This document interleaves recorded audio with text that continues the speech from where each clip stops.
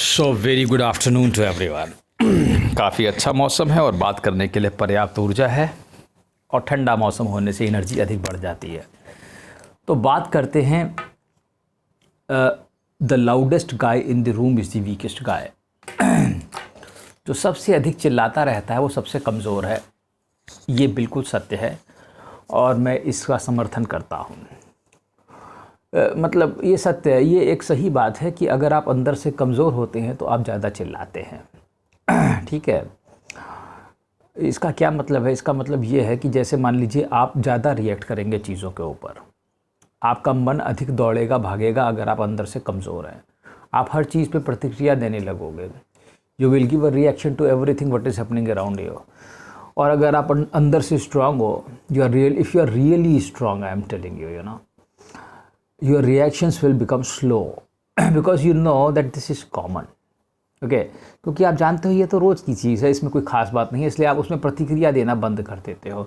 जैसे कि इसको ऐसे समझने की बात है कि अगर कोई समझदार आदमी है जो अंदर से मजबूत है और वो किसी व्यक्ति से रोज़ मिलता है, वो जानता है वो ऐसी हरकत करेगा उल्टी सीधी, और वो उसके रिएक्शन उस पर कोई रिएक्शन नहीं देता क्योंकि वो हमेशा उसको उल्टी ही बात बोलता है। उसे मालूम है कि ये ऐसा ही है। तो धीरे धीरे करके एक तरीके से कह सकते हो कि अडॉप्ट करके, और एक तरीके से कह सकते हो कि अंदर से मजबूती। अब ये अंदर से मजबूती कैसे आ सकती है और ये कैसे तुम पता लगाओगे कि तुम अंदर से मजबूत हो कि नहीं?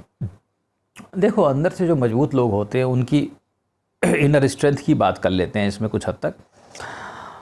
वो रिएक्शन एक तो बहुत कम देते हैं और वो जल्दी किसी चीज़ पे रिएक्शन नहीं देते हैं। जो आदमी जितनी जल्दी रिएक्शन जिस चीज़ पे दे दे वो उतना अधिक कमज़ोर कहा जा सकता है। ठीक है, और ये एक पैमाना भी है नापने का। तुम कह सकते हो कि जल्दी रिएक्ट करने का मतलब है किसी चीज़ पे।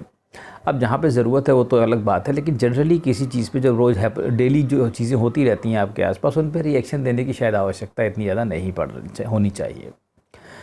क्योंकि अगर आप हर चीज़ पे रिएक्शन देते रहते हैं तो आप अपनी ऊर्जा वेस्ट करते हैं, और जो समझदार होते हैं वो देख लेते हैं खाली और समझ जाते हैं कि हाँ ऐसा है। इसके बहुत गहरे अर्थ हैं, ये कई तरीके की हो सकती है।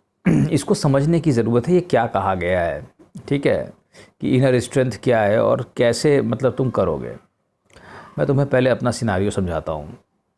मेरे पास बहुत ज़्यादा विचार आते हैं बहुत ज़्यादा, और मेरी दिल की धड़कन हमेशा 92 के आसपास रहती है, 90 के अबव ही रहती है, 90 से कम नहीं रहती, हमेशा रहती है। ठीक है, तो इतनी तेज़ हार्ट बीट, थोड़ा तेज़ चलता है मेरा हार्ट, ऐसे कोई दिक्कत कुछ नहीं है, थोड़ा सा तेज़ चलता है वो। ठीक है, तो क्या है कि ये थॉट्स बहुत जनरेट करता है, बहुत ज़्यादा जनरेट करता है। तो मुझे इसको काबू करना थोड़ा कभी कभी उलझन होने लगती है कि ये हर चीज़ में घुस जाता है, ये इधर उधर उधर उधर उधर, जिस चीज़ पे देखो कुछ ना कुछ सोचता रहता है।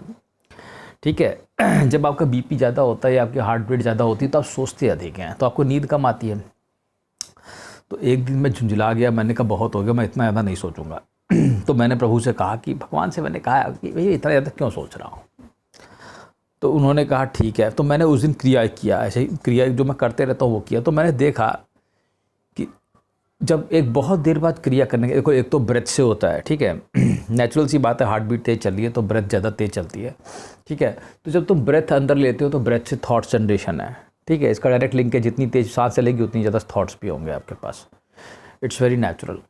तो क्या है कि अगर थोड़ा सा ब्रेथ को बैलेंस कर लें प्राणा क्रिया के द्वारा, ठीक है, तो एक दिन मैंने ऐसे ही किया, तो थोड़ा क्रिया को क्रिया की काफ़ी देर, और उसके बाद मैंने देखा कि दिमाग एकदम साइलेंट हो गया। कैसे हुआ?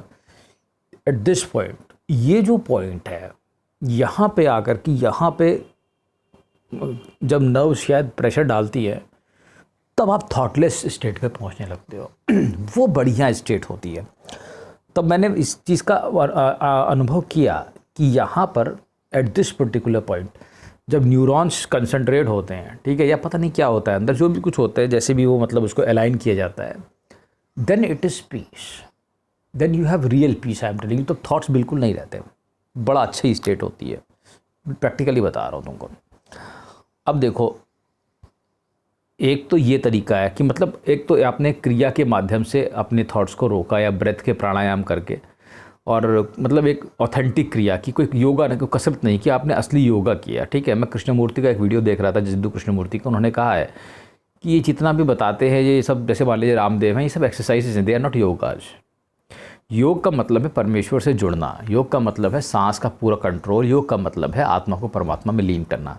बाकी सब एक्सरसाइजेज है, ठीक है, जो भी कुछ आप करते हैं, चाहे जो भी कुछ योग कोई भी योग गुरु सिखाते हो वो सब एक्सरसाइजेस कही जाएंगी, वो सब योगा नहीं कहा जा सकता, ठीक है।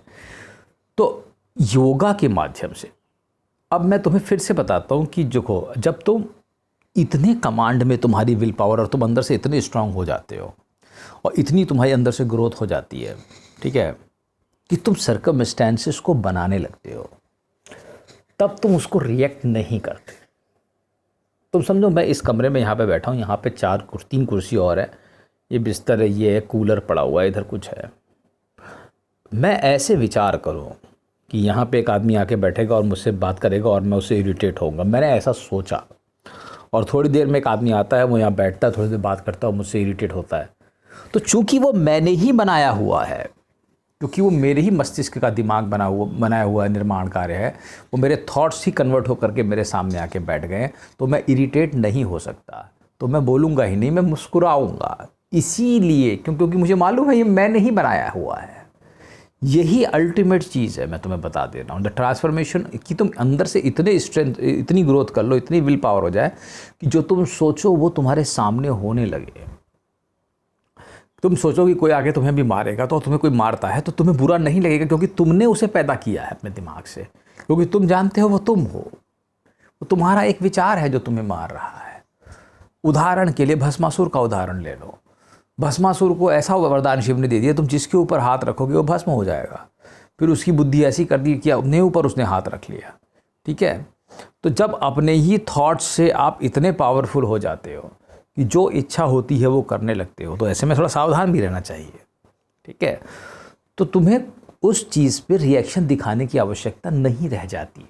तुम हंसोगे उल्टा, कोई तुम्हें कुछ उल्टा भला बोल रहा होगा, लेकिन तुम तो जान रहे हो ये तो मैं ही बैठा, मैंने ही पैदा किया है इसको अपने दिमाग से, ये परिस्थिति मैंने बनाई है। So when you create circumstances, when you create your environment, when you create things, okay, when you create thoughts, when you create situations, तो तुम उस पर फिर नाराज़ नहीं होते। इसे ही इनर स्ट्रेंथ कहा जाता है, ठीक है। तब तुम क्या कहते हो, हाँ ये मैं ही बैठा हूँ, कोई दिक्कत की बात नहीं है। तब तुम्हें कोई समस्या नहीं लगती है, तुम्हें सब कुछ एक समाधान और मजाक लगने लगता है, क्योंकि वो तुम्हारे दिमाग का बनाया हुआ एक खेल होता है। तो this is called as the game of mind. अब इस गेम ऑफ माइंड में कई चीज़ें शामिल हैं, तुम्हारे अंदर की स्ट्रेंथ, तुम्हारी विल पावर और तुम्हारी कैपेसिटी कि तुम कैसे उस चीज़ को समझते हो। अंडरस्टैंडिंग कितनी बढ़ जाती है, तुम कल्पना नहीं कर सकते हो, ठीक है। तो इस तरीके से जब तुम किसी परिस्थिति को स्वयं बनाने लगते हो, तुम स्वयं ही निर्माता हो जाते हो, तो तुम आनंद भोगते हो। तो यही आनंद है, असली आनंद ये है जब तुम खुद स्वयं ही परिस्थिति बन जाओ, स्वयं ही सब कुछ बन के बैठ जाओ और खुद ही में अपने आपस में ही लड़ते रहो या खुद ही में आपस में ही प्यार करते रहो। तो यही एक सारा खेल है। तो इसीलिए कहते हैं, तो रिएक्शन क्या है, जब तुम अंदर से इतने डेवलप हो जाओगे तो तुम रिएक्शन देना बंद कर देते हो। तो तुम चिल्लाओगे क्यों किसी के ऊपर, तुम अपने ऊपर नहीं चिल्लाते हो कि तुम तो जानते हो कि ये मैं ही हूँ, समझे। तो इस तरीके से अपनी स्ट्रेंथ को डेवलप करो, और जब तुम ये सब करना सीख जाओगे तभी तुम्हें जीवन का असली आनंद पता चलेगा कि तुम कितने पावरफुल हो, ठीक है। नहीं तो तुम एक इंसान रहोगे और फिर तुम ऐसे ही बस परेशान रहोगे, ठीक है। इसलिए मैं उम्मीद करता हूँ कि तुम समझोगे मैंने क्या कहा। Thank you.